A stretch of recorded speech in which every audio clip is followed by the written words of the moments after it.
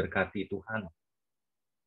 Terlebih juga untuk sebentar Tuhan, untuk firman yang sebentar mungkin hamba-Mu akan menyampaikan Tuhan. Kami yakin dan percaya Tuhan memberikan sesuatu Tuhan melalui firman ini Tuhan. Terima kasih. Inilah doa dan permohonan kami. Kami alaskan doa Injil pada sempurnanya dalam satu nama Tuhan Yesus yang boleh menjadi juru selamat kami yang hidup. Yang percaya katakan, amin. Yuk, Bapak-bapak, rekan-rekan semua, tadi Pak Gunawan ya mengingatkan kita mau berdoa buat keluarga yang ditinggalkan Pak almarhum Pak Samsudin ya. Mungkin saya minta Pak Juli boleh Pak berdoa untuk kita mau bersama-sama berdoa untuk keluarga Pak Samsudin yang ditinggalkan Pak. Waktu dan tempat saya serahkan dulu Pak. Silakan Pak. Ya, memang sebagaimana kita maklumi tadi pagi lewat media Facebook kita tahu bahwa rekan kita Pak Edi atau Pak Samsudi Tuhan panggil. Padahal hari Kamis yang lalu baru saja ngobrol-ngobrol ya. Dan waktu begitu cepat. Sekarang beliau sudah tenang dan kita tinggal berdoa untuk keluarganya. Kita sama-sama berdoa. Ya Bapa di dalam sorga, di dalam nama Tuhan Yesus Kristus. Kami bersyukur dalam segala keadaan karena telah ternyata bahwa hidup kami manusia ini begitu rapuh, seperti bayang-bayang, seperti rumput, seperti bunga di padang, seperti uap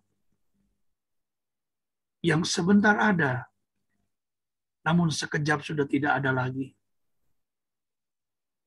Demikian pula atas pemanggilan pulang ke rumah Bapa di sorga bagi rekan kami Bapak Samsudi dari Kerawang.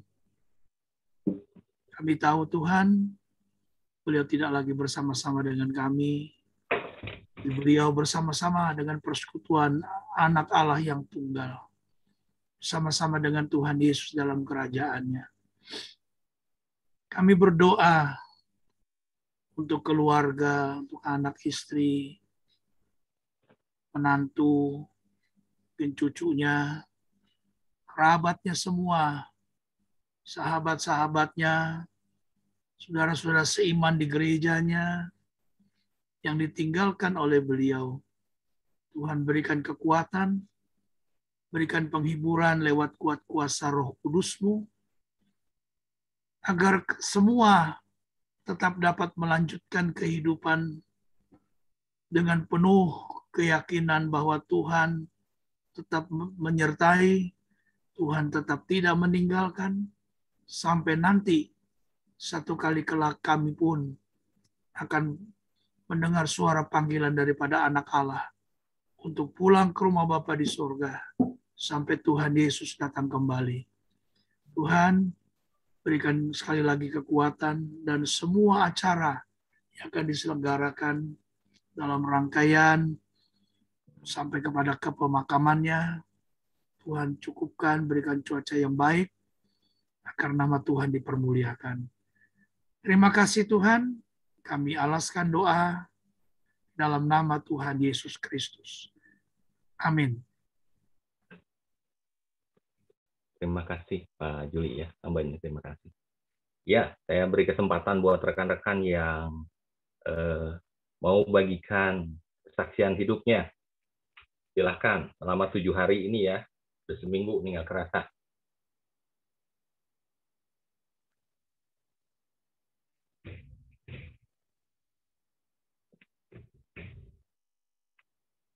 Ya, rekan-rekan.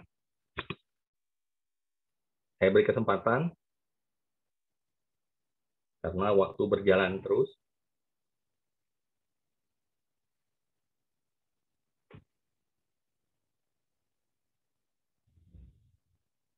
Kalau nggak ada, ya kita angkat pujian. Kita persiapkan hati kita akan mendengarkan firman Tuhan.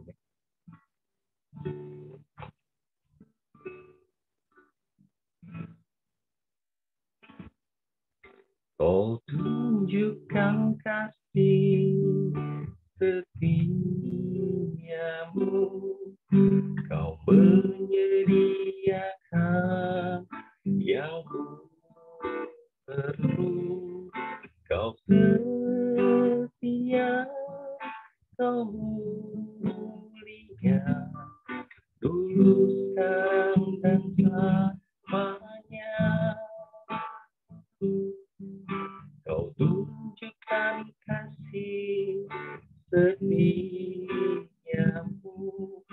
kau menyediakan yang ku perlu, kau setia, kau mulia, Bapa, kau setia. Bapa,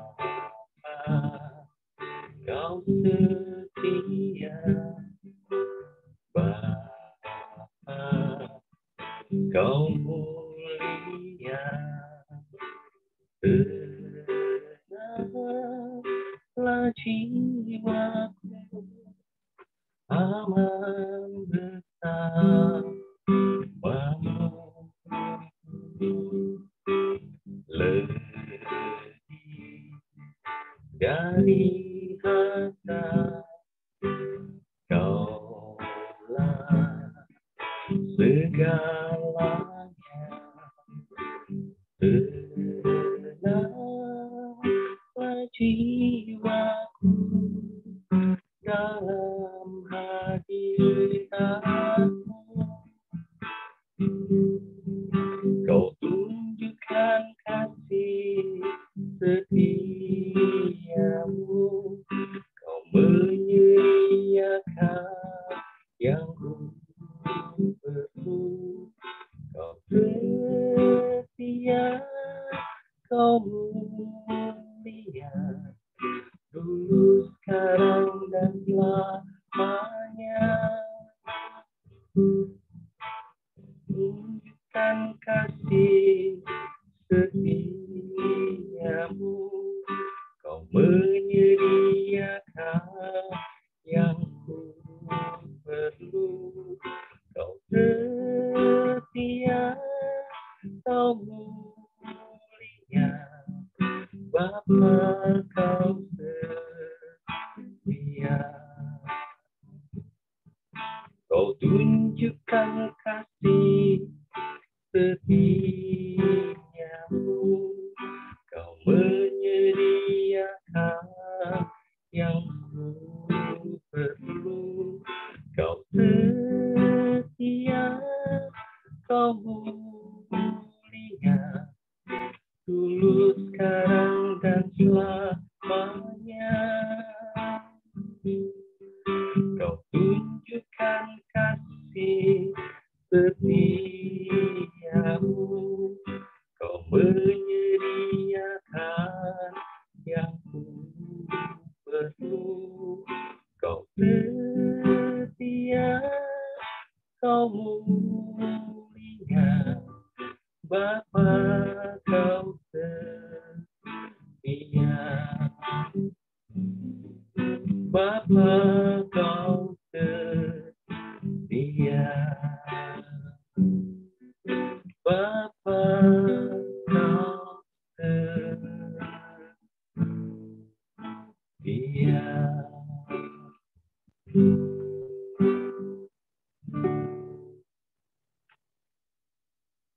Kami serahkan pada hambanya yang akan bertugas. Terima kasih. Oke, terima kasih ya buat Bro Agus ya untuk pujiannya, untuk pujian walaupun kita tidak bersama-sama, tapi kita dalam hati juga kita memuji Tuhan ya. kita udah mendengarkan memuji Tuhan. Sebentar kita akan mendengarkan firman Tuhan yang lebih lagi untuk kita lakukan ya. Di sini Bapak Pendeta Yepta udah hadir juga. Kita di minggu ini, di bulan ini itu tentang keluarga ya, tentang keluarga ya. Itu good husband ya, itu suami yang baik. Nah, untuk lebih jelasnya nanti Bapak Pendeta Yepta akan jelaskan lagi untuk kita lakukan ya. Silakan Bapak Pendeta Yepta untuk firman Tuhan, waktunya kami persilakan Pak. Oke, puji Tuhan. Saya dengar suara saya? Ya, baik. Terima kasih buat kesempatannya. Pertama saya ucapkan terima kasih kepada Tuhan Yesus Kristus. Kemudian terima kasih kepada tim Gembala GPPS Agape. Dan terima kasih buat pengurus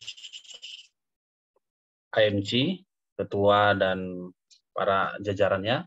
Kemudian semua yang hadir pada malam hari ini. Selamat berjumpa kembali di dalam acara AMC dari GPPS Agape Bandung. Ya, senang sekali bisa berjumpa dengan bapak-bapak sekalian. Saya percaya kita semua ini adalah orang-orang yang diberkati oleh Tuhan. Kita adalah pria-pria yang luar biasa, pria-pria yang kuat, tangguh di dalam Tuhan. Nah, di luar sana ada banyak pria-pria berusaha mencari bagaimana caranya supaya menjadi pria yang kuat. Bagaimana supaya menjadi pria yang tangguh, bagaimana supaya menjadi pria yang luar biasa, sehingga mereka merasa tidak percaya diri ketika tidak sama seperti apa yang mereka bayangkan, apa yang mereka pikirkan tentang seorang pria. Tetapi puji Tuhan malam hari ini kita belajar bersama, dan saya tahu bahwa pria-pria yang ada pada malam hari ini, kita adalah pria-pria yang diberkati Tuhan, dan konsep pria dalam hidup kita adalah pria yang luar biasa, pria yang kuat di dalam Tuhan, dan berdampak baik di dalam keluarga kita, di dalam gereja kita, dan bahkan di kota, bahkan sampai ke bangsa kita. Ya, tema firman Tuhan pada hari ini diberikan judul kepada saya tentang good husband, atau suami yang baik. Suami yang baik. Oke. Ini adalah tema kita pada malam hari ini. Saya percaya bahwa kita semua di sini yang sudah menikah, kita adalah suami-suami yang baik. Saya tahu bahwa kita ini adalah suami-suami yang baik karena kita sudah diajar. AMC ini bukan baru 1 tahun, tapi dia sudah puluhan tahun. Sehingga pengajaran tentang pria itu sudah sangat kuat di tengah-tengah kita, di antara kita. Dan sudah diberikan kepada kita tentang tips-tips bagaimana menjadi suami yang baik. Dan malam hari ini saya bukan mengajar, tapi saya ini memberikan pengalaman dalam kehidupan kita.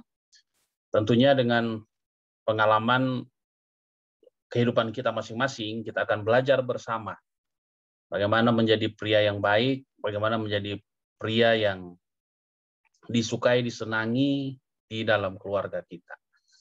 Nah, saya ketika menikah, saya terus berjuang, berusaha untuk bagaimana bisa menjadi pria yang baik. Karena ketika menjadi pria yang baik bukan berarti dia memiliki uang yang banyak, mobil yang banyak, rumah yang besar, yang banyak. Tetapi pria yang baik adalah pria yang kehadirannya dirindukan dalam keluarga. Itu. Jadi suami yang baik itu adalah di mana istri dan anak-anak itu selalu merindukan kehadirannya. Bukan merindukan untuk dia tidak ada di rumah. Karena ada banyak juga pria-pria yang sangat diharapkan oleh anak dan istrinya supaya suaminya jarang di rumah. Ketika suaminya keluar kota atau pergi keluar, nah istri dan anak-anaknya itu bersorak. Mereka bersuka cita karena suaminya atau papanya itu akan berangkat keluar kota. Artinya bahwa kehadirannya sangat tidak diharapkan. Kehadiran dari seorang suami, dari seorang pria di dalam keluarga itu sangat tidak dirindukan. Nah, tapi saya percaya pada malam hari ini kita semua yang bersama-sama saya di dalam Zoom, Saya yakin dan percaya kita adalah pria-pria yang sangat dirindukan oleh anak, istri, kehadiran kita. Nah, oke, next. Kita akan belajar bersama dulu untuk itu. Nah, pria itu selalu sangat dipengaruhi oleh imajinasinya. Kalau kita lihat gambar ini, maka yang akan muncul adalah bayangan-bayangan seperti ini. Nah, seperti gambar ini. Ketika dia lewat di satu tempat, ada sebuah lubang kotak besar, dia melihat ada bayangan seperti ini, maka langsung dia berpikir di dalam pikirannya seperti itu. Kenapa demikian? Karena memang pria itu selalu dipengaruhi oleh imajinasinya. Imajinasi bayangan-bayangan. Sehingga setiap kali dia melihat sesuatu, dia selalu membayangkan. Nah, kenapa ada istilah mata keranjang? Nah, karena mata keranjang itu, awalnya saya berpikir bahwa mata keranjang. Keranjang, ternyata begini, istilah mata keranjang, setiap kali pria, umumnya, pria setiap kali melihat wanita, yang bagi dia itu memiliki daya tarik, maka pikirannya dia langsung ke ranjang, ke tempat tidur. Nah, sehingga itu bayangan imajinasi daripada seorang pria. Itu pada umumnya. Makanya para dokter seksologi itu mereka itu coba membedah. Mereka mencari tahu ketika mereka meneliti kepala pria itu saraf-saraf yang ada di kepala pria itu 99% itu pikirannya itu adalah seks. Jadi segala sesuatu yang dipikirkan itu seks. Nah, sehingga tidak heran maka pria-pria itu ada banyak bermasalah di sana. Nah, ini pria itu sangat dipengaruhi oleh imajinasinya. Padahal kenyataannya apa? Coba next stick. Nah, padahal sebenarnya gambarannya seperti ini, kelewatan. Ya, sebenarnya aslinya gambarnya itu adalah seperti ini ya. Jadi hanya seorang pria yang sedang mengerjakan sebuah bangunan yang bentuknya seperti ini. Tapi karena memang pria itu dasarnya selalu dipengaruhi oleh imajinasi, maka terjadilah pemikiran bayangan dia seperti itu. Ya, tapi itu umumnya pria. Umumnya pria seperti itu dipengaruhi oleh imajinasinya. Tetapi ketika kita sudah dibaharui, maka tentunya imajinasi kita juga sudah dibaharui. Sehingga kita tidak cepat seperti laki-laki yang ini, pria yang ini, tentunya kita adalah pria-pria yang sudah berubah. Oke, next. Kita buka Alkitab kita masing-masing, atau kita bisa baca bersama-sama di layar ini ya. 1 Korintus 11 ayat 3. Di sini dikatakan, tetapi aku mau supaya kamu mengetahui hal ini, yaitu kepala dari tiap-tiap laki-laki ialah Kristus. Kepala dari perempuan ialah laki-laki, dan kepala dari Kristus ialah Allah. Nah, Bapak-bapak, ayat ini berkata bahwa kepala dari tiap laki-laki ialah Kristus, dan kepala daripada Kristus ialah Allah. Nah, di sini jelas sekali bahwa kepala dari perempuan ialah laki-laki. Berarti kita ini laki-laki, kita pria, itu adalah kepala. Jelas ya. Taruh dulu dalam pemikiran kita, dalam konsep kita, dalam pemikiran kita bahwa pria itu adalah kepala. Ya. Sekali lagi, pria itu adalah kepala. Walaupun kita ini suami lulusan SD, dan istri kita itu lulusan S2. Tetap pria, suami itu adalah kepala. Jadi apapun latar belakang daripada istri kita, mungkin gajinya lebih besar, pangkatnya lebih tinggi, pengaruhnya lebih luar biasa. Tetapi tetap apapun itu, pria, laki-laki itu adalah kepala dalam keluarga. Jelas ya? Jadi sekali lagi, laki-laki, pria itu adalah kepala, jangan dibalik. Sehingga ada banyak keluarga-keluarga karena wanita lebih dominan, si perempuan, si istri lebih dominan dalam keluarga, sehingga secara tidak langsung otoritasnya pria itu dia berikan kepada istrinya. Sehingga yang seharusnya laki-laki itu adalah kepala, jadinya terbalik. perempuan menjadi kepala dalam keluarga. Contoh, dalam mengambil keputusan, seperti dalam pertemuan Kamis yang lalu, bagaimana penjelasan daripada Pak Daniel menjelaskan tentang sebuah keputusan itu harus dimulai dari laki-laki. Nah, sehingga keputusan apapun itu, tetap itu harus laki-laki yang mengambil keputusan. Apapun itu. Nah, banyak pria itu setiap kali ada keputusan, maka si suami selalu berkata, ya terserah mama. Ya terserah mah. Mau makan apa? Terserah. Mau kemana? Terserah. Jadi semuanya terserah. Terserah berarti secara tidak langsung kita memberikan otoritas itu kepada istri dan akhirnya segala sesuatu istri yang mengambil keputusan. Dan ketika tiba saatnya hal penting, hal urgent yang harus kita ambil, keputusan itu adalah hal yang penting dari kita nggak bisa ngambil. Kenapa? Karena sudah terbiasa istri kita yang mengambil keputusan. Ya, itu perlu diperhatikan, Bapak Saudara. Nah, makanya di sini dikatakan suami itu adalah kepala, laki-laki itu adalah kepala. Next. Makanya di dalam bahasa Yunani, kata kepala itu berasal dari asal kata kepale, yang berarti penopang, pengelola, atau sumber. Jadi kepala itu artinya penopang, kepala itu artinya pengelola, kepala itu artinya sumber. Dan ayat tadi berkata bahwa laki-laki itu adalah kepala. Nah, laki-laki, pria, itu biasa kalau dalam bahasa Inggris papa itu dipanggil father. Father itu dari asal katanya pater atau founder. Ah, jadi itu semua kata yang menjadi satu.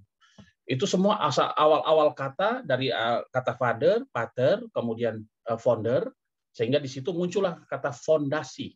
Nah, jadi kata ayah, papa, suami, laki-laki itu sebenarnya adalah founder, fondasi daripada keluarga, penopang, pengelola, sumber dalam keluarga. Nah, ini yang perlu kita perhatikan. Makanya kenapa pria itu adalah kepala dalam keluarga. Karena ini, dia adalah penopang, pengelola, dan sumber dalam keluarga. Oke, next. Makanya untuk menjadi kepala atau menjadi sumber yang benar, seorang pria harus menjadi suami yang baik. Nah, kita akan lihat dulu, apa saja sih suami yang baik itu. Mungkin kita sudah tahu semuanya. Dan malam hari ini, saya ingin kembali mengingatkan kepada kita bahwa seorang suami yang baik itu adalah seperti ini dan seperti ini. Nah, kita akan belajar bersama, apa itu suami yang baik. Yuk, next. Yang pertama adalah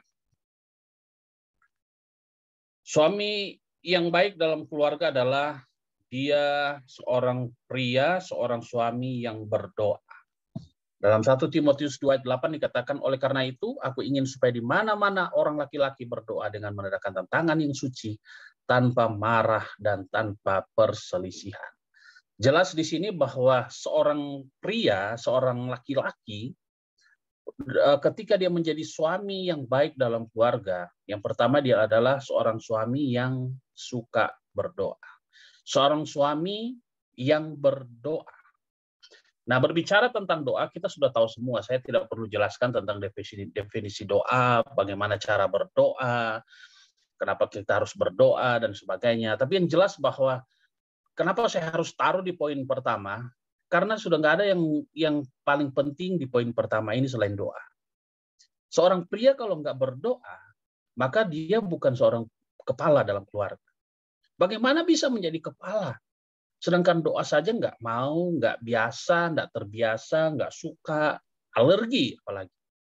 Nah, kita sebagai pria yang diberkati Tuhan tentunya harus memiliki gaya hidup berdoa. Karena doa ini penting. Next. Seperti dalam Ayub pasal 1 ayat 10. Di sini dikatakan begini. Bukankah engkau yang membuat pagar sekeliling dia dan rumahnya serta segala yang dimilikinya? Apa yang dikerjakannya telah kau berkati dan apa yang dimilikinya makin bertambah di negeri itu. Jadi, Bapak-bapak, di dalam Ayub ini menceritakan bagaimana ketika iblis akan datang mengganggu Ayub di tengah-tengah kesalehannya. Ayub ini bukan orang berdosa, bukan orang yang apa. Alkitab jelas berkata bahwa dia ini adalah orang anak Tuhan yang saleh dan takut akan Tuhan. Jelas ya. Namun iblis ingin mengganggu dia. Dan di sini firman Tuhan berkata ini firman Tuhan yang berkata, bukankah firman di dalam Alkitab berkata, bukankah engkau yang membuat pagar sekeliling? Jadi iblis ini mengakui bahwa Tuhan itu membuat pagar sekeliling dalam kehidupan Ayub. Jadi ada pagar yang mengelilingi, ada pagar perlindungan yang mengelilingi Ayub. Nah, kenapa Ayub itu dipagari? Kenapa Ayub itu dipagari? Ternyata begini, Bapak-bapak. Ayub ini dia dipagari karena Ayub ini adalah orang yang saleh dan orang yang takut akan Tuhan. Orang yang saleh dan orang yang takut akan Tuhan adalah sama dengan adalah orang yang berada dalam kebiasaannya suka berdoa. Makanya pria yang suka berdoa berarti dia sedang membangun pagar sekeliling dalam rumahnya. Seorang laki-laki yang suka berdoa, dia itu sedang membangun pagar di dalam keluarganya. Nah, ketika ada pagar dalam keluarganya, maka saya yakin dan percaya bahwa pagar perlindungan itu akan terus memagari keluarganya, memagari rumahnya, memagari pekerjaannya, dan segala aspek kehidupannya itu dipagari oleh kuasa Tuhan. Kenapa? Karena ada seorang pria yang berdoa di sana. Next. Makanya jelas ya, ketika tidak ada pagar perlindungan, dan ketika mereka keluar dari pagar, maka siapa yang akan menjaga mereka? Jadi ketika keluarga itu nggak dipagari, nggak dilindungi oleh kuasa doa dari seorang pria, maka siapa yang melindungi keluarga itu? Sedangkan kepalanya saja sebagai penopang, sebagai sumber, tidak pernah berdoa untuk keluarganya. Tidak pernah melakukan sebuah liturgi yang rohani untuk keluarganya. Maka tidak heran anaknya mulai terlibat dalam pergaulan bebas, anaknya mulai terlibat dalam pengaruh hal-hal yang buruk, keluarganya mulai terpengaruh di dalam hal yang tidak benar. Kenapa? Karena tidak ada pagar perlindungan. Iblis berhasil masuk di dalam keluarganya, masuk di dalam pekerjaannya, dan masuk di dalam segala hal dalam kehidupan. Nah ini, makanya kenapa betapa pentingnya seorang pria harus berdoa. Supaya ada pagar perlindungan yang akan terus melindungi keluarga, dan melindungi pekerjaannya, dan melindungi istrinya, dan melindungi anak-anaknya. Oke, next. Makanya, pria-pria, kita menjadi intim dengan siapa, dan kepada siapa kita menjadi. Makanya itu penting sekali. Terus, jika kita tidak pernah mendoakan istri, tetapi orang lain, maka istri akan intim dengan orang tersebut. Artinya bahwa kalau orang lain yang selalu dekat dengan istri kita, sedangkan kita mau doa saja untuk istri kita tidak pernah, maka jangan heran kalau istri kita itu intim dengan orang tersebut. Kalau dia lebih dekat dengan teman reuninya, maka tentunya dia akan intim dengan teman reuninya. Kenapa?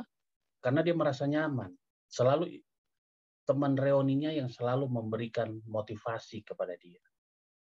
Bahkan bukan hanya memberikan motivasi, ujungnya akan mendoakan istri kita. Kenapa? Karena kita tidak pernah mendoakan istri kita. Ya. Kemudian, bagaimana dengan anak kita? Kalau kita juga tidak pernah mendoakan anak kita, maka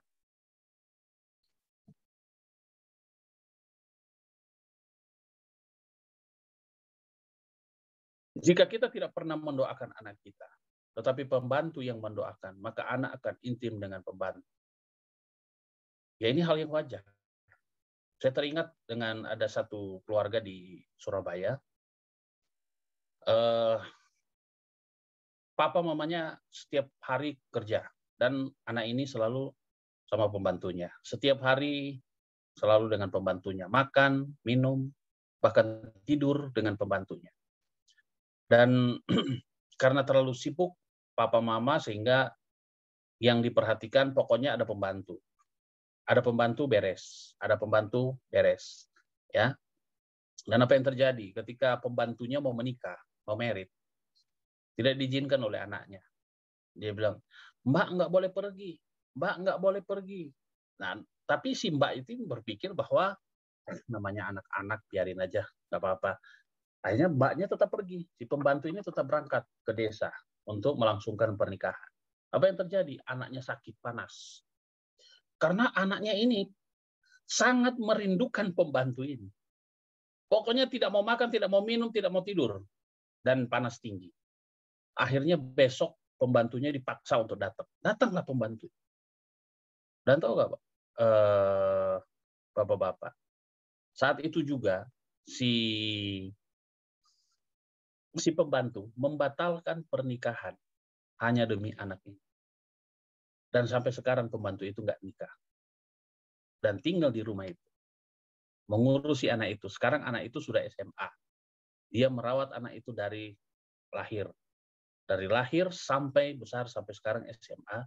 Tapi anak itu tetap dekat sama pembantu itu. Nah, artinya bahwa betapa erat hubungan mereka karena pembantu ini yang selalu melayani dia, yang selalu terus bersama-sama dengan anak ini. Makanya ketika kita tidak pernah mendoakan untuk anak kita, tetapi pembantu atau orang-orang sekelilingnya dekat-dekat dengan dia yang melakukan itu, maka jangan heran kalau anak kita itu dekat dengan mereka. Jadi ini adalah hal yang sering terjadi di mana-mana dan perlu kita waspadai sebagai pria-pria. Kita harus tahu bahwa betapa riskan, betapa pentingnya kita harus mendoakan istri kita, mendoakan anak-anak kita, mendoakan keluarga kita. Siapa lagi yang mau mendoakan keluarga kita kalau bukan kita? Kan tidak mungkin orang lain. Ya, jadi kita yang bertanggung jawab sebagai pria, sebagai kepala, sebagai sumber, sebagai penopang, sebagai penolong dalam keluarga kita. Oke, itu yang pertama adalah menjadi pria yang berdoa. Kemudian yang kedua, untuk menjadi suami yang baik, yang kedua adalah mendengar. Dalam Yakobus 1 ayat 19 di sini katakan begini, hai saudara-saudara yang kukasihi, ingatlah hal ini. Setiap orang hendaklah cepat untuk mendengar, tetapi lambat untuk berkata-kata, dan juga lambat untuk marah. Nah, di sini jelas dikatakan bahwa hendaklah cepat untuk mendengar. Nah, ternyata Bapak-bapak saudara sekalian, bahwa mendengar ini adalah salah satu ciri, salah satu hal yang harus ada dalam kehidupan suami. Suami yang baik itu mau mendengar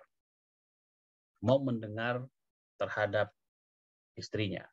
Nah, mendengar ini di sini bukan hanya sekedar mendengar, Bapak-bapak ya, tetapi dalam mendengar itu ada 3 rumus. Yang pertama itu adalah diam, dengar dan lihat. Ya, jadi ketika anak kita berbicara kepada kita, maka posisi kita harus diam, lihat dia, dan tatap wajahnya, kemudian dengar apa yang dia sampaikan, dan perhatikan semuanya. Nah, itu cara kita mendengar. Kita mendengar nggak perlu dengan cara begini. Cukup kita dengar, lihat, diam, dan lihat. Sama seperti kita ketika istri kita berbicara, kemudian kita lagi sibuk main HP, kemudian istri kita ngomong, kita sambil main HP. Nah, bukan seperti itu. Kenapa demikian? Karena betapa pentingnya seorang pria, seorang suami, itu harus mau mendengar apa yang dikatakan istri, apa yang dikatakan oleh anak-anak. Kenapa demikian? Coba next. yang paling penting terhadap istri. Karena kebutuhan pokok wanita itu adalah bicara. Jadi istri itu hari-hari itu sukanya dia bicara. Makanya kenapa pria itu harus punya karunia, saya katakan karunia, atau mau tidak mau keharusan paksa untuk mau mendengar. Karena biasanya pria ketika istri berbicara, dia selalu cuma, Pak, anak-anak ini udah begini. Oh, ya, terserah. Nah, itu kata-kata yang keluar dari suami pada umumnya. Tapi saya percaya yang ada bersama-sama saya di Zoom ini semuanya baik-baik semua ya. Ini ada pria-pria yang luar biasa. Tapi pria-pria yang di luar sana itu seperti itu. Mereka itu nggak mau mendengar istri. Padahal kebutuhan pokok wanita itu adalah bicara. Dia ingin berbicara kepada suami. Dia ingin menyampaikan sesuatu. Bayangkan, dalam seharian suami bekerja. Istri di rumah mengurus rumah tangga, mengurus anak-anak. Ketika suami pulang, istri menceritakan atau menyampaikan apa yang terjadi seharian. Si suami sambil main HP, istri ngomong di samping. Papa, tapi mata di HP sambil begini. Ya, terus, nah, bukan seperti itu. Makanya kenapa saya katakan seorang suami itu harus mau mendengar. Karena memang kebutuhan pokok dasar wanita itu adalah berbicara. Sehingga harus didengar. Makanya kadang-kadang dia merasa bahwa wanita itu selalu merasa bahwa dia itu adalah tembok. Sudah ngomong orang itu, bahkan saking jengkelnya kita bisa keluarkan statement, kamu terlalu cerewet. Kamu kayak radio rusak. Dari pagi bicara, siang ngomong, malam ngomong. Tidak pernah berhenti. Nah, kenapa ada banyak rumah tangga yang terjadi problem dalam keluarganya? Dan terjadi keributan, dan bahkan ujung-ujungnya sampai bercerai. Ternyata seorang pria itu nggak pernah mengenal istrinya. Dia tidak pernah tahu sifat istrinya. Bahkan dia tidak pernah ngerti kebutuhan pokok wanita itu adalah berbicara, itu dia nggak tahu. Yang bagi dia adalah seorang wanita itu diam, di rumah diam, dan santai, dan sudah. Pokoknya wanita itu diam. Aku pulang kerja, sampai di rumah, semua harus tenang. Dan semua harus beres. Tenang dan beres. Aku sampai ke rumah, aku mau istirahat, mau nonton TV, jangan diganggu. Nah, itu suami-suami yang di luar sana. Tapi kita yang ada bersama-sama saya pada malam hari ini, saya harus sampaikan bahwa kebutuhan pokok wanita itu adalah bicara. Makanya saya bilang, wanita itu bukan cerewet, tetapi dia adalah makhluk ngobrol. Dia adalah makhluk ngobrol yang perlu dipahami dan perlu dimengerti tentang statusnya dia. Makanya kalau seorang suami tahu tentang ini, bahwa wanita itu adalah makhluk ngobrol, kebutuhannya itu adalah bicara, maka dia tidak akan pernah bentak istrinya dan berkata, kamu itu terlalu cerewet. Itu tidak akan pernah keluar dalam mulutnya. Kenapa? Karena dia tahu bahwa kebutuhan wanita itu adalah bicara, suka bicara. Makanya sampai survei itu membuktikan, menyampaikan bahwa wanita itu dalam satu hari, dia itu harus menghabiskan 14.000 kata. Itu. Sedangkan pria, itu cuma cukup 5.000. Makanya jangan heran kalau pria-pria itu, kadang-kadang kita di rumah itu kadang-kadang jawabnya cuma, ya, paling banyak apa? Ini kan sudah mewakili ini gayanya pria itu. Ya, paling atau cuma kepala yang digoyang cuma gini-gini aja ya. Nah, kenapa? Karena memang pria itu banyak diamnya. Tapi wanita itu adalah makhluk ngobrol yang suka bicara, sehingga dia harus menghabiskan 14.000 kata dalam satu hari. Namun ternyata di atasnya wanita itu ada yang lebih tinggi. Survei membuktikan bahwa yang lebih tinggi daripada wanita itu adalah mertua perempuan. Mertua perempuan, dia bisa menghabiskan 19.000 kata dalam satu hari. Ya, ini survei saja ya. Tapi yang jelas bahwa wanita atau perempuan itu butuh telinga untuk didengar. Butuh telinga untuk mendengarkan apa yang mereka bicarakan. Saya itu setiap kali kalau pulang ke rumah atau saya di rumah bersama dengan istri, kemudian istri bicara, saya lagi pegang HP, balas-balas WA. Kalau memang WA ini penting, ini yang saya lakukan ya, Bapak-bapak ya. Kalau memang ini WA ini penting, saya akan bilang sama istri, tunggu Mbak, saya mau jawab dulu nih WA, nanti selesai baru kita lanjut. Ya sudah, saya balas dulu, selesai, HP saya taruh. Baru saya lihat dia, saya diam, dan saya dengarkan apa yang dia bicarakan. Itu yang saya lakukan. Nah, sehingga itu akan membantu kita untuk terhindar dari masalah-masalah yang tidak penting. Ini kan sepertinya sepele, hal yang remeh-temeh, yang kita anggap nggak penting dalam kehidupan kita. Tapi kalau kita nggak memprioritaskan pendengaran kita untuk istri kita, saya mau kasih tahu bapak-bapak ya, kalau kita nggak mau mendengar, memasang kuping kita untuk istri kita, maka ada pria yang lain yang di luar sana yang siap memasangkan kupingnya untuk istri kita. Makanya jangan heran. Jangan heran kalau di luar sana ada banyak teman-temannya yang pria yang siap berjam-jam memasang kupingnya mendengarkan keluh kesah istri kita. Makanya betapa pentingnya kita harus punya niat untuk mau mendengar. Nggak boleh bosan, nggak boleh malas, nggak boleh rasa capek ketika istri kita mau berbicara kepada kita. Secapek-capeknya kita, ketika istri datang dan mulai menyampaikan keluh kesah atau apa yang terjadi sepanjang hari, pasang kupingmu dan dengar apa yang dia sampaikan. Karena akibatnya itu sangat fatal. Ini banyak sekali sudah terbukti bahwa ketika seorang suami tidak mau memasang kupingnya untuk mendengar terhadap istrinya, maka di luar sana ada banyak pria-pria yang siap untuk mendengarkan apa yang istri kita ngomong. Next, mungkin video ini bisa diputar. Ya, silakan.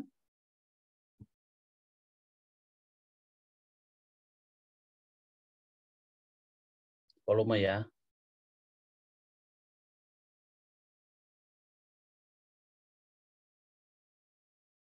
Saya dengar ya suara.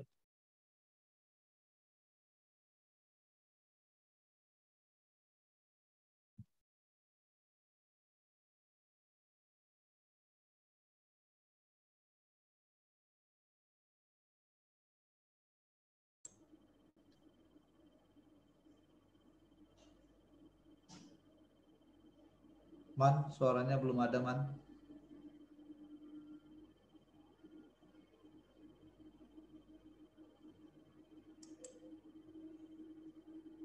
Itu volumenya itu bisa dibuka, Pak.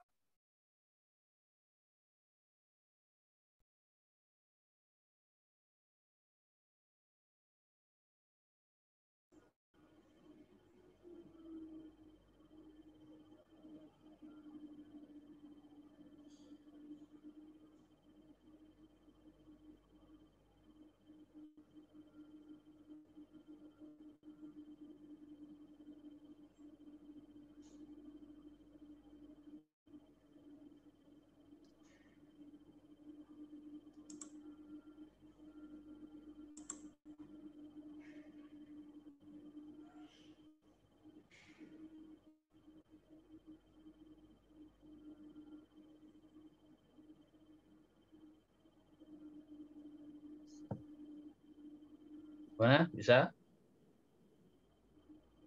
Sebentar, Pak. Videonya udah selesai ya? Videonya nggak ada suaranya, Man. Nggak ada suara? Sebentar. Saya coba. Audionya belum di-on. Oke, sebentar. Saya coba lagi. Harus keluar dulu share screen-nya. Oke. Saya pernah kehilangan istri saya Ya. Dan sekarang saya mendapatkan dia kembali. Ya, suami saya sekalipun dia punya uang, punya apa, bukan itu yang saya inginkan. Akhirnya saya mulai, saudara, selingkuh hati, dan akhirnya saya selingkuh jasmani. Kebencian ini mendalam sampai saya tuh ingin bunuh dia gitu. Dukun tidak bisa bertindak, saya turun tangan. Saya terima paketnya udah dihancurin lembut, saya masukin ke dalam minuman. Di meja dia mulai minum glek sampai dengan tetes terakhir. Sudah saya perhatiin depan mata saya, muka dia mulai merah, muka dia mulai kayaknya pusing gitu, dia mulai agak linglung jalannya gitu. Kalau nggak malam ini besok pagi berbusa. Dalam hati saya seperti itu. Terus saya mulai bilang sama suami saya bahwa saya mau mengajukan cerai ke dia. Waktu itu dia dengan penuh kesadaran, setelah bertahun-tahun dia baru tahu gitu bagaimana seorang istri itu perlu telinga untuk didengarkan.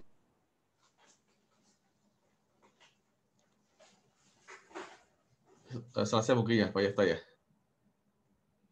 Ya, sudah itu. Sudah terakhir itu. Seorang istri perlu telinga untuk didengarkan. Oke, next.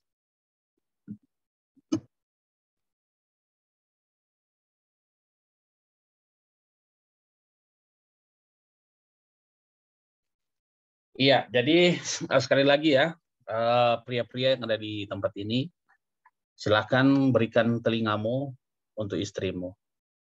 Dan pastikan bahwa istrimu tidak akan pernah lagi menceritakan tentang apa yang ada terjadi dalam hidupnya kepada temannya laki-laki yang lain, tetapi hanya kepada suaminya sendiri. Nah, sebuah statistik pernah menjelaskan tentang bagaimana ketika seorang suami tidak mendengarkan anak-anak. Jika anak-anak tidak didengar sampai usia lanjut, maka akan terjadi beberapa hal. Ya, ini survei. Usia 11 sampai 20 tahun, ketika anak-anak tidak didengar oleh orang tua cuek kepada anak, maka ia juga tidak akan mendengarkan kita. Di usia 21 sampai usia 30 tahun, maka ia akan meninggalkan kita dan ia tidak akan mengajak berdiskusi lagi. Di usia 31 sampai 40 tahun, maka kita akan dimasukkan ke dalam panti jompo. Ini maksudnya usia anak ya. Ketika usia anak 41 sampai 50 tahun, maka ia siap dan sangat senang untuk menguburkan kita. Kenapa? Karena kita nggak pernah dan nggak suka mendengarkan apa yang menjadi kata-kata anak-anak kita. Kita terlalu sibuk dengan pekerjaan kita, terlalu sibuk dengan pelayanan, sampai lupa dan tidak mau mendengarkan apa yang dikatakan oleh anak-anak kita. Oke, lanjut. Jadi yang pertama adalah seorang suami yang berdoa, kemudian yang kedua seorang suami yang mendengarkan, kemudian yang ketiga adalah seorang suami yang seimbang, memiliki keseimbangan. Jadi seorang suami itu harus seimbang dalam keluarga. Seimbang dalam hal apa? Seimbang di dalam pekerjaan dan keluarga. Seimbang di dalam pelayanan dan keluarga. Seimbang di dalam hal apapun. Nah, nggak bisa kita itu lebih banyak di pekerjaan, sedangkan keluarga kita abaikan. Kita lebih banyak di pelayanan, keluarga kita abaikan. Kita lebih banyak dengan teman-teman kita, istri anak kita abaikan. Kita lebih banyak dengan orang yang di luar sana. Tapi isi di dalam kita, di keluarga kita abaikan. Nah, nggak bisa seperti itu. Seorang pria, seorang suami yang baik, dia harus seimbang dalam keluarganya. Nah, kenapa harus seimbang? Karena keseimbangan itu adalah kunci kehidupan. Jadi keseimbangan itu adalah kunci kehidupan. Kunci untuk menjadi sesuatu yang luar biasa. Kunci berkat, kunci pemulihan, kunci kesehatan, kunci kekuatan, semuanya akan dialami dan diterima oleh seorang suami ketika dia seimbang dalam keluarga. Dan yang terlebih ketika dia seimbang di dalam mendidik anak. Ketika dia seimbang di dalam membina, mengajari anak dalam hal apapun, maka dipastikan bahwa anak itu pun akan menjadi anak yang luar biasa. Karena kalau kita tidak seimbang, kita terbiasa dengan tidak seimbang dalam keluarga kita, Maka termasuk di dalam mengajari anak, mendidik anak pun kita nggak seimbang. Maka apa yang terjadi kalau kita tidak seimbang? Coba next. Ini kalau kita tidak seimbang, kita terlalu tinggi ketegasan dan rendah kelembutan, maka itu akan menjadikan anak pemberontak. Jadi kalau kita tinggi ketegasan dan rendah kelembutan, maka akan menjadikan si anak pemberontak. Makanya survei membuktikan ya, di penjara-penjara, kalau bapak-bapak lihat di penjara-penjara bahwa sebagian besar yang masuk penjara itu, mereka itu selalu bermasalah dengan papanya. Mau dia pria, mau wanita, ketika dia masuk penjara, dalam kasus apapun, baik itu pembunuhan, narkoba, pencurian, kriminal lainnya, atau kenakalan-kenakalan remaja lainnya, itu selalu setiap kali dicek, maka pasti orang tersebut itu bermasalah dengan papanya.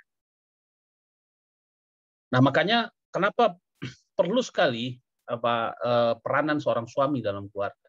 Nah, ketika suaminya ini terlalu tinggi ketegasan, maka akan menghasilkan anak pemberontak. Tidak ada kelembutan di sana. Setiap kali anak salah, yang bergerak selalu cambuk. Tas. Setiap kali anak keliru, selalu dimaki-maki. Anak kurang ajar. Anak tahu diri. Yang keluar dalam mulut kita itu adalah kalimat-kalimat tajam, kalimat-kalimat makian terhadap anak kita. Ya, maka tidak heran akan menjadi anak-anak pemberontak. Ada banyak sekali kesaksian-kesaksian tersebut. Nah, pernah terjadi ada seorang hamba Tuhan, dia ini mengalami, papanya itu militer. Jadi setiap kali dia salah, selalu papanya keluarkan sabuk militer dan dipukulkan kepada dia. Waktu itu dia masih SD. Nah, terakhir papanya itu setelah memukul dengan sabuk ikat pinggang terhadap dia, kemudian ditendang oleh bapaknya. Waktu ditendang, dia terpental sekitar 3 meter. Tapi karena dia pria, dia anak laki-laki, waktu itu dia masih SD, dia cepat-cepat berdiri, kemudian dia menunjukkan kepada papanya bahwa itu tidak sakit. Walaupun sudah ditendang sekian kerasnya, dia langsung berdiri, dan dia menunjukkan ke papanya kalau itu tidak sakit. Tapi tangannya begini, mengepal. Kenapa tangannya mengepal? Di dalam hatinya itu ngomong begini, tunggu, aku besar. Jadi sambil tangannya begini, sambil ngomong, tunggu aku besar. Dan apa yang terjadi ketika dia SMA? Jadi itu terus berjalan seperti itu. Ketika SMA, papanya lakukan hal yang sama. Mau buka sabuk, untuk mau cambuk dia, mau pukul dia, apa yang terjadi? Dia pegang cambuknya, kemudian dia mau tinju papanya. Nah, kan? Dia mau tinju papanya, waktu dia mau bergerak tangannya seperti ini, mamanya dari belakang langsung lari pegang tangannya. Dan ngomong namanya. Anakku. Teriak seperti itu. Dia kaget karena ada mamanya. Akhirnya tidak terjadi hal itu. Dan dari situ dia menyimpan kepahitan. Dia nyimpan kepahitan dan akhirnya dia menjadi anak pemberontak. Ini anak gembala ini. Ya, ini anak gembala. Yang menjadi anak pemberontak dan akhirnya dia menghamili pacarnya sebelum waktunya, masih di bawah umur. Dan akhirnya dia harus menikah di bawah umur. Ya, kenapa bisa seperti itu? Karena papanya terlalu tinggi ketegasan, rendah kelembutan. Tidak ada rangkulan, tidak ada pujian bagi anaknya. Yang ada adalah marah-marah, pukul, marah pukul. Ya, next. Berarti ini tidak seimbang ini. Seorang suami ini tidak seimbang. Kemudian yang kedua, tinggi kelembutan, tapi rendah ketegasan. Kalau yang pertama itu adalah tinggi ketegasan, rendah kelembutan. Tapi ini tinggi kelembutan. Sangat lembut sekali. Anaknya bikin salah, jangan. Aduh, nggak boleh begitu ya nak ya. anak pintar, anak pintar. Jadi akhirnya anak itu menjadi manja. Setiap salah tidak ditegur, tidak dimarahin, tapi selalu cuma ditegur secara lembut. Karena terlalu tinggi kelembutan. Sedangkan rendah ketegasan. Dia mau membuat salah tidak pernah dimarah, tidak pernah ditegur, tidak pernah ditunjukkan kesalahannya. Sehingga dia menjadi anak yang manja. Terus kemudian, berikut. Ini juga ada seorang ayah yang tidak seimbang dalam hal ini. Dia rendah ketegasan, rendah kelembutan. Sudah rendah ketegasan, sudah nggak tegas, nggak lembut. Ini model suami yang gimana ini? Sudah nggak tegas, sudah nggak lembut. Ini yang namanya suami yang cuek, yang nggak ngerti tentang sifat sebagai seorang suami. Sehingga ya sudah, pokoknya dia mau jadi apa anaknya, mau jadi gimana dia nggak. Makanya terjadilah jadi anak gampang. Gampang ini, gampang itu, gampang jatuh dalam dosa, gampang hamilin orang, gampang ngikut narkoba, gampang trek-trekan, gampang macam-macam. Nah itu, kenapa? Karena suami, papanya, rendah ketegasan, rendah kelembutan. Nggak tegas, nggak lembut. Tetapi, ada satu yang terakhir, ini yang menjadi seimbang, yang membuat sehingga suami ini menjadi suami yang excellent, yaitu tinggi ketegasan dan tinggi kelembutan. Sehingga menghasilkan anak yang excellent, anak yang berprinsip, anak ilahi. Anak-anak kita akan menjadi anak-anak yang luar biasa ketika kita seimbang di sini. Kita tinggi ketegasan dan tinggi kelembutan. Artinya bahwa kalau dia salah, kita tegur. Nak, kamu salah, nak. Kamu harus begini-begini. Kalau memang itu salah sekali dan dia berulang-ulang salah, kita harus tegas sekali sama dia. Kalau kita harus keluarkan cambuk, silakan. Tapi jangan lupa harus tinggi kelembutan. Artinya bahwa ketika kita melakukan ketegasan yang tinggi, jangan lupa rangkul dia dan peluk dia dan katakan, Papa sayang sama kamu. Saya lakukan itu kepada anak saya. Ketika dia salah, saya keras marah sama dia. Tapi setelah saya marah sama dia, saya panggil dia, saya peluk dia, saya cium dia. Sehingga anak itu sadar. Dia tahu kalau hal-hal ini salah, tidak boleh. Tapi dia tahu juga kalau papanya itu sayang sama dia.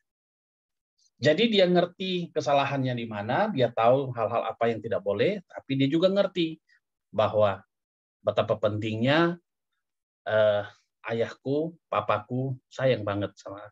Nah, ini. Jadi inilah keseimbangan ini yang perlu ada dalam suami yang baik dalam keluarga. Nah, untuk itu next, makanya untuk menjadi pria yang baik dalam keluarga, ya pertama dia harus berdoa. Yang kedua dia harus mendengar dan dia harus seimbang.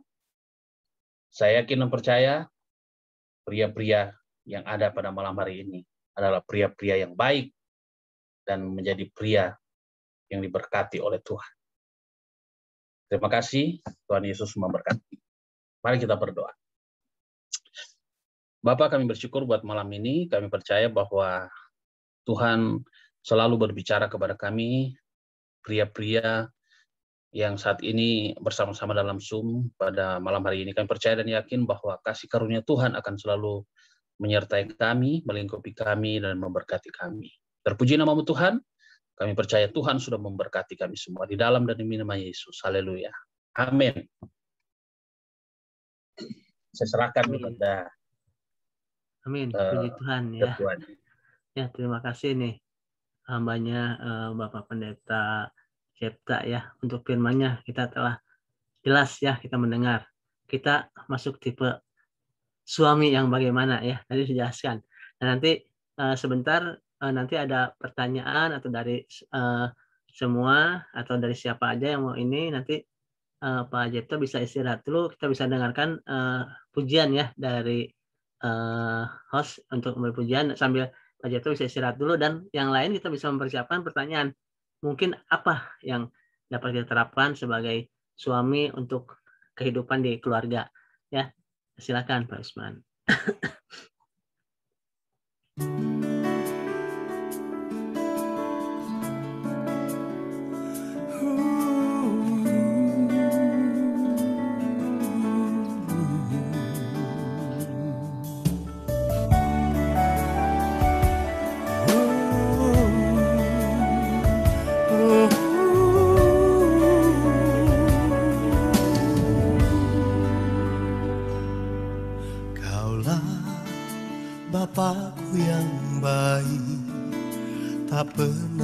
rancangkan yang jahat bagiku.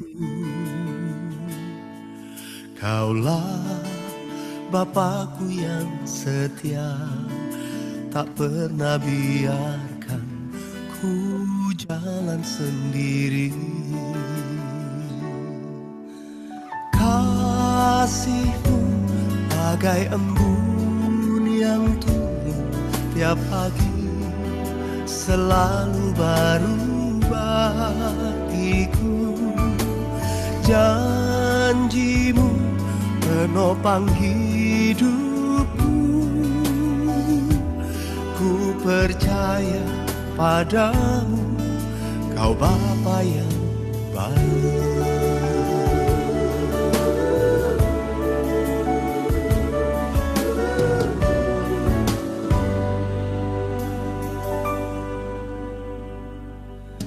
Kaulah Bapakku yang baik, tak pernah rancangkan yang jahat bagiku.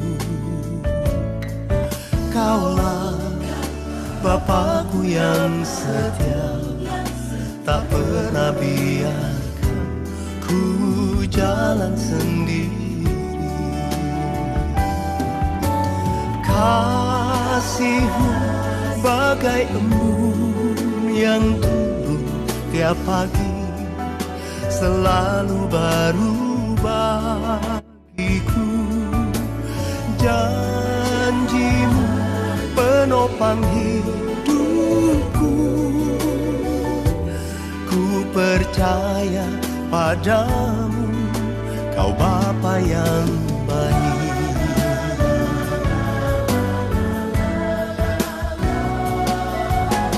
Kasih-Mu bagai embun yang turun tiap pagi, selalu baru bagiku. Janji-Mu penopang hidupku, ku percaya padamu, Kau Bapa yang baik.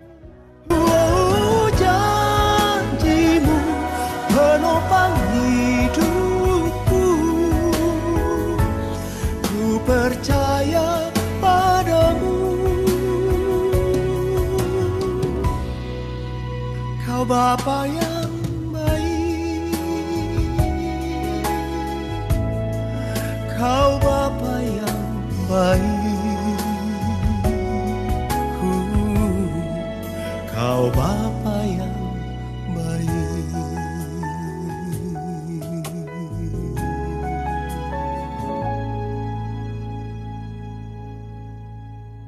Puji Tuhan ya. Pujian yang menunjukkan kita bahwa Allah itu yang baik, dan kita sebagai bapak-bapak untuk anak-anak kita dan istri kita bisa mengikuti teladannya dari Bapak kita yang baik ini. Nah, bagaimana nih kaum pria semuanya, pria-prianya Allah? Ada yang perlu ditanyakan untuk nanti Bapak Yepta, Pendeta Yepta bisa menjelaskan ya. Ada yang mau bertanya silakan, saya berikan waktunya. Yang mau bertanya siapa? Silakan. Barangkali dari Bapak-bapak muda, Bapak Haryadi, atau Bapak Baren, siapa nih? Bapak Erik nih. Ada pertanyaan nggak? Silakan. Atau udah jelas? Atau udah jelas tuh? Betul-betul jelas atau masih belum gitu ya? Ada yang bertanyakan nggak?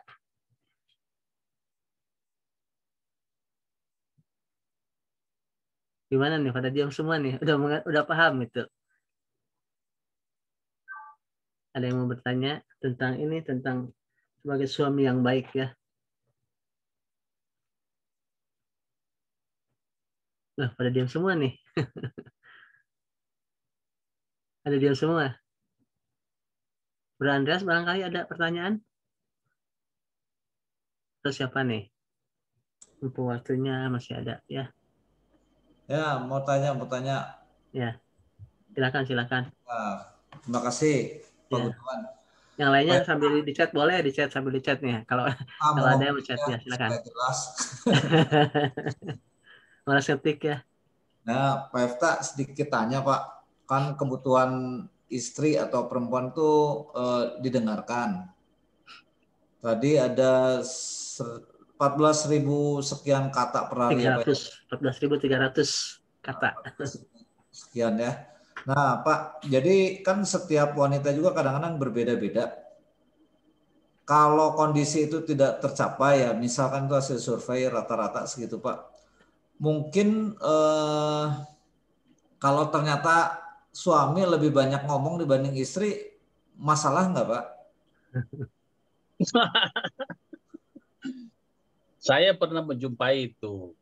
Ya, termasuk di Surabaya itu ada beberapa juga di dalam keluarganya lebih banyak bicara itu adalah suami. Namun ini konteksnya kita berbicara menjadi pendengar terhadap istrinya ya. Jadi kalau misalnya konteksnya itu adalah pria yang lebih banyak bicara, itu berarti temanya beda, temanya lain ya. Jadi kita sedang berbicara ini tentang bagaimana seorang suami harus memasang kupingnya untuk istrinya yang sedang berbicara. Jadi intinya seperti itu. Untuk kalau suami yang lebih banyak berbicara berarti itu memang kodratnya si pria itu ada sedikit ada tambahan karunia untuk berbicara. Karunia untuk berbicara. Cuma yang jelas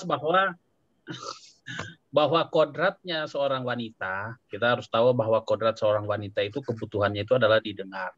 Itu kodratnya. Nah, selebihnya bahwa kelebihan-kelebihan wanita itu sebenarnya banyak ya. Makanya kenapa sampai Alkitab mencatat bahwa wanita itu adalah penolong. Karena ternyata wanita itu punya kelebihan yang banyak yang tidak dimiliki oleh pria. Contoh, pria itu nggak punya intuisi, tapi wanita itu punya. Dia punya intuisi yang lebih tajam banget ya. Nah, sehingga yang wanita-wanita itu ada banyak sekali ketika dia sekali melihat misalnya nih contoh nih, saya punya kawan, saya ajak ke kenalkan ke istri. Ma, ini teman papa nih. Ini teman saya. Kenalkan. Nah, istri saya itu baru sekali aja dia lihat, dia udah tahu siapa ini pria ini. Dan dia udah ngerti. Dia ini pria baik atau tidak baik, dia bisa tahu. Nah, itu istri. Ya. Sehingga ketika dia melihat bahwa pria ini kurang baik, kurang bagus, atau apalah, dia itu lebih tahu. Sedangkan si pria ini cuek aja, santai. Contoh nih. Di jemaat kami ada suaminya itu mengajak istrinya untuk ketemuan dengan teman bisnisnya. Kemudian dalam pembicaraan itu, teman bisnisnya itu mengajak dia untuk join ngambil kayu dari Kalimantan dibawa ke Jakarta. Ya. Nah, selama sebulan itu dia bisa dapat 100 juta. Artinya untungnya itu 100 juta sebulan. Kemudian temannya ini bilang, kalau kamu ikut, kamu dalam 1 bulan bisa balik duitmu. Jadi hari ini kamu kasih 100 juta, bulan depan kamu dapat 200 juta. Jadi sebulan dapat 100 juta. Nah, dia langsung tertarik nih, suaminya. Oke, siap. Wah, ini bagus ini. Dan sebulan 100 juta ini. Istrinya cuma bilang gini, waktu pulang, Pak, pikir-pikir dulu, Pak. Karena menurut saya, Papa jangan ikut kerja ini. Mama itu nggak percaya sih itu. Dia itu pasti, dia mulai jelaskan bahwa dia nggak percaya. Jangan ikut. Dia sudah jelaskan sama suaminya, jangan ikut. Tapi si suami, dasar suami yang karena dia punya ambisi yang besar untuk pingin untung yang besar, dia nggak peduli apa yang disampaikan istrinya. Ya sudah, dia tetap transfer 100 juta. Dan apa yang terjadi? Sampai hari ini nggak balik 100 juta. Nah, dari situ, ini contoh kecil ya. Dari situ saya melihat bahwa betapa pentingnya peranan istri itu. Dari intuisinya itu yang begitu besar. Nah, kebutuhan istri itu adalah mendengarkan dan didengarkan. Sehingga ketika suami memasang kupingnya untuk istrinya, maka di situ ada banyak sekali manfaat berkat yang akan dia terima. Jadi ini konteksnya sekali lagi adalah ketika si istri yang menurut survei dia harus menghabiskan 14.000 kata dalam satu hari. Ya kira-kira seperti itu. Jadi intinya harus mau mendengar dan didengar ya Pak ya, supaya ada keseimbangan juga ya Pak ya. Ya. Nah itu kan Pak. Memang begini Pak. Kalau kita paham dengan istri kita, itu keributan itu sangat kecil dan bahkan nyaris tidak ada. Ya biasanya adalah perbedaan pendapat di dalam keluarga itu ada, tapi nyaris sangat sedikit dan sangat kecil. Saya itu ngalami. Kenapa? Karena saya paham, saya mengerti kodratnya wanita, sehingga ketika dia memunculkan kodratnya, itu saya sendiri otomatis langsung tertahan, tidak jadi marah, tidak jadi protes, tidak jadi oh memang wanita kayak begitu, oh memang dia harus begitu, sehingga nggak perlu keluar dalam mulut saya untuk kamu terlalu cerewet, kamu nggak ada. Saya tahu oh kodratnya wanita itu seperti itu. Nah, ketika kita banyak dan kita suami sangat paham tentang kodrat istri, maka itu akan sangat menolong keluarga kita untuk terhindar dari masalah-masalah yang nggak penting. Ya. Gitu Pak. Terima kasih Pak Yefta. Oke, baik ya. Terima kasih nih penjelasannya. Mungkin waktunya masih ada waktunya nggak Bro Haiki? Atau kita cukup ya buat ada pengumuman? Atau masih ada mau bertanya nggak? Boleh satu orang lagi Bro. Satu orang lagi ya boleh. Ya. Yang mau bertanya satu orang lagi. Oh silakan Bro Agus. Silakan. Pak Yefta, selamat malam. Iya, malam, Pak. Bagaimana membantu suami ini yang tidak mempunyai poin dari 1 sampai 3 ini, Pak? Misalnya, Pak, dia tidak berdoa, dia tidak bisa mendengar, dia tidak mempunyai keseimbangan dalam keluarga, Pak.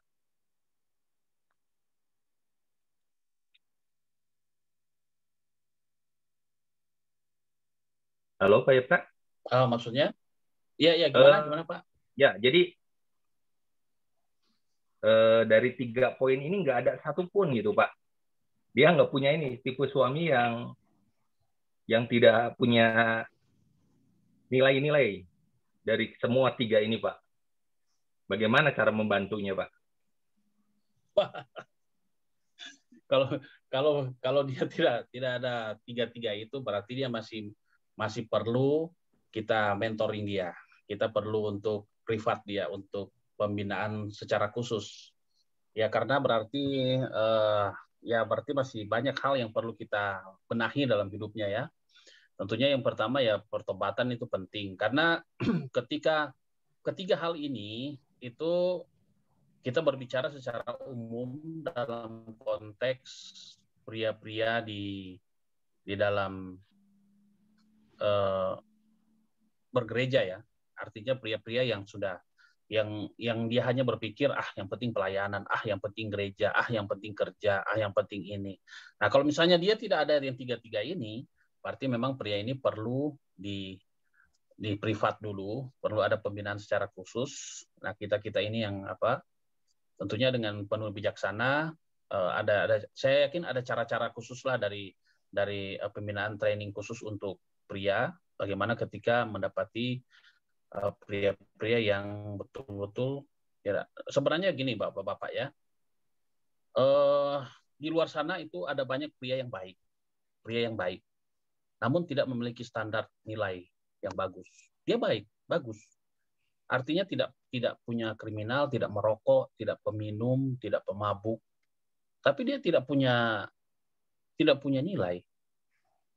Kita tidak pernah menemukan dia menjadi pria yang terlibat dalam kriminal narkoba dan sebagainya. Enggak. Bahkan dia uangnya banyak. Dia diberkati. Tapi enggak punya nilai. Itu banyak di luar sana.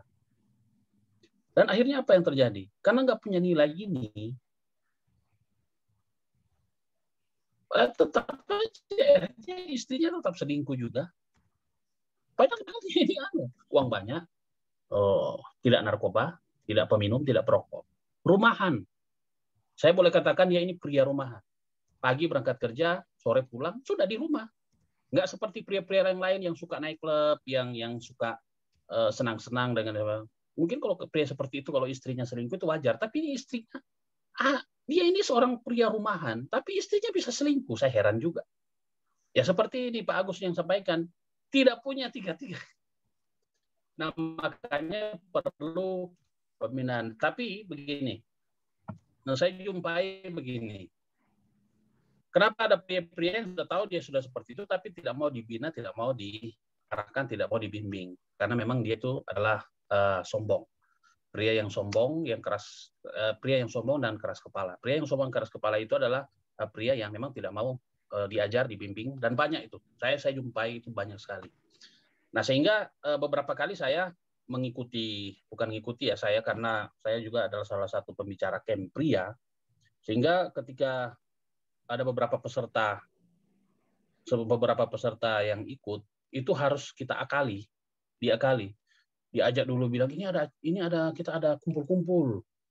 Ada kumpul-kumpul ini, acara di Tretes. Yuk kita datang kumpul-kumpul. Jadi konsepnya itu kumpul-kumpul. Nanti sampai di sana pemikiran dia ini kumpul-kumpul pria-pria nih. Nah, sampai di sana dia kan merokok kenceng nih. Rokok kenceng apa masih mabuk apa, dibawa ke camp. Nah, sampai di camp ada pelepasan di sana dan dia ada pengakuan dosa dan sebagainya, sehingga istrinya didatangkan, kemudian terjadi pemulihan. Dan ada banyak pria-pria yang dipulihkan dengan cara-cara seperti itu, walaupun itu mungkin terlalu ekstrim ya.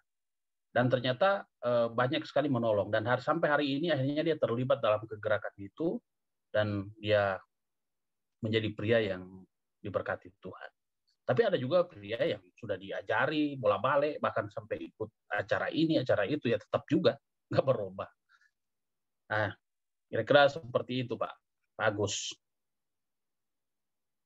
Ya senang sekali bisa bersama-sama dengan bapak-bapak di tempat ini ya, bisa membagi berkat luar biasa. Makasih Pak Yepta, makasih. Ya.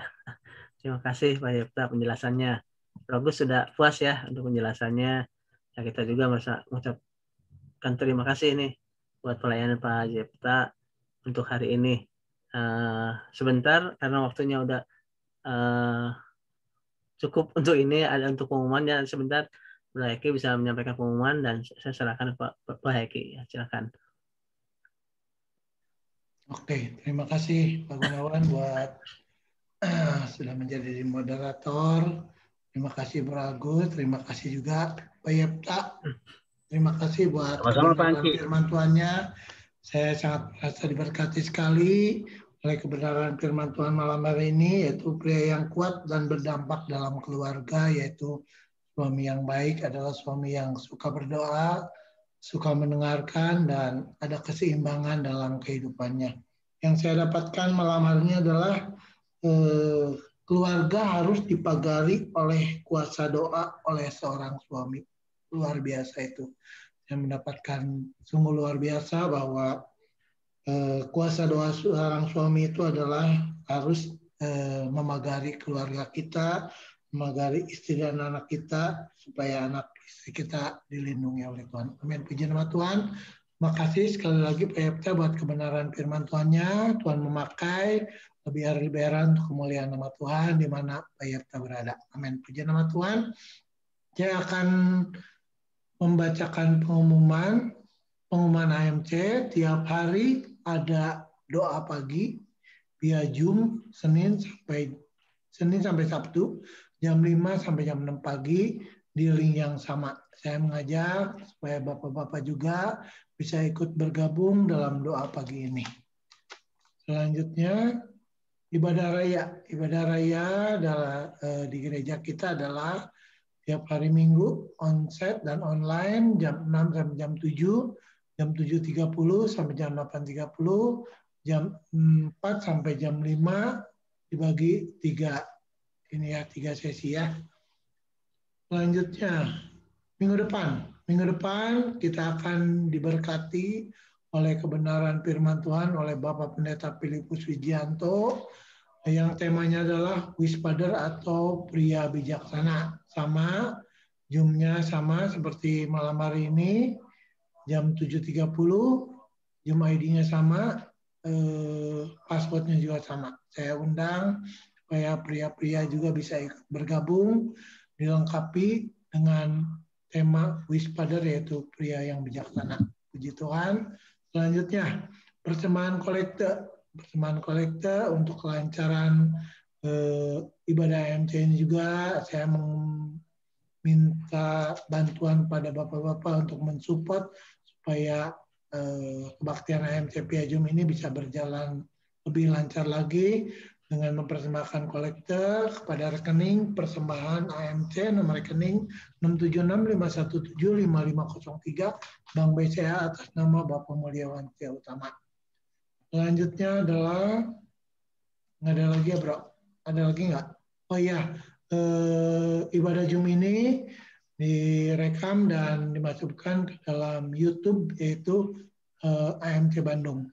Buat teman-teman atau siapa aja saudara kita yang belum bisa mendengarkan khotbah ini bisa ada di YouTube AMC Bandung.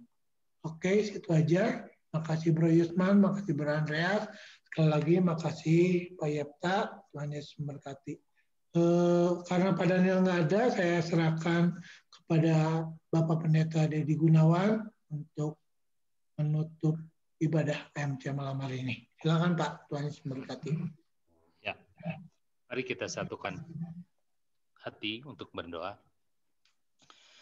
Bapa kami dalam surga, kami sangat bersyukur malam hari ini apabila kami masih diberi kesempatan untuk beribadah kepada-Mu Tuhan, khususnya kami pria-prianya Allah, sehingga malam hari ini kami boleh memuji membesarkan nama-Mu, kami boleh menyembah-Mu, terlebih lagi kami boleh belajar, mendengar, diberkati melalui kebenaran firman-Mu Tuhan. Jadikanlah kami pria-pria yang suka berdoa Tuhan, pria-pria yang mau mendengar, dan pria-pria yang hidup seimbang Tuhan. Kami tahu kami tidak mampu, tapi kami percaya Roh Kudus yang akan memampukan kami, sehingga kami menjadi seorang ayah yang baik, bukan menurut ukuran manusia, tapi sesuai dengan standarnya Tuhan, sehingga kami boleh membawa anak-anak kami menjadi anak-anak yang luar biasa, karena kami sudah memberikan satu teladan yang baik untuk anak, untuk istri kami Tuhan.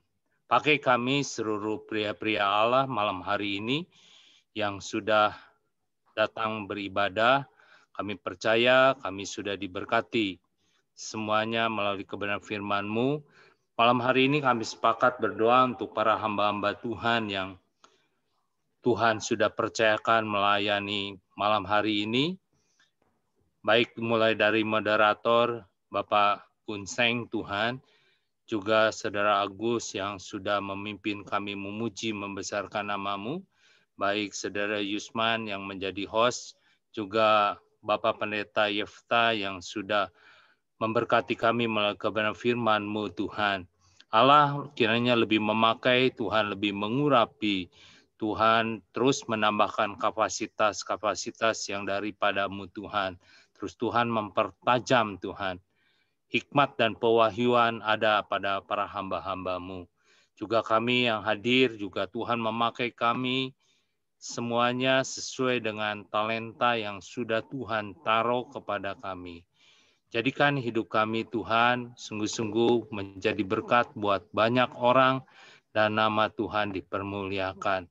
Roh Kudus terus memampukan kami untuk kami boleh menjadi pelaku firman-Mu dan kami mengalami janji-Mu Tuhan. Terpujilah buat segala kebaikan kemurahan-Mu. Di dalam nama Tuhan Yesus, nama yang penuh kuasa, kami telah berdoa dan mengucap syukur malam hari ini. Haleluya. Amin. Selamat malam semuanya. Terima kasih Pak Pendeta Jefta. Selamat malam. Terima kasih Pak Jeka, buat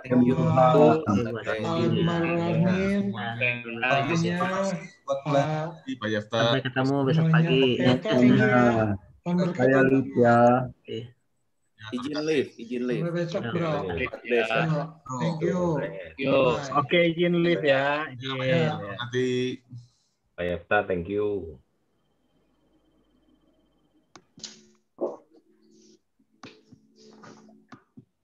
oh, Pak Edi meninggal. Ini berarti Ya, Pak Edi itu bro yang ya Rawang. betul. Itu meninggal Baru ngobrol. Jantung ya. jantung. Sama Pak Jantung Juli. ya. Oh enggak ini ya apa? Enggak nyangka ya. Cepet banget. Kamis kemarin yang kita ini masih hadir. Kaget, saya tahu dari Bro Andreas. Selasanya meninggal. Gimana bro? Seninnya Komsel. Selasanya meninggal. Jadi waktu Komsel tuh masih baik-baik aja. Iya. Tangan jantung. Iya. Iya, Pak.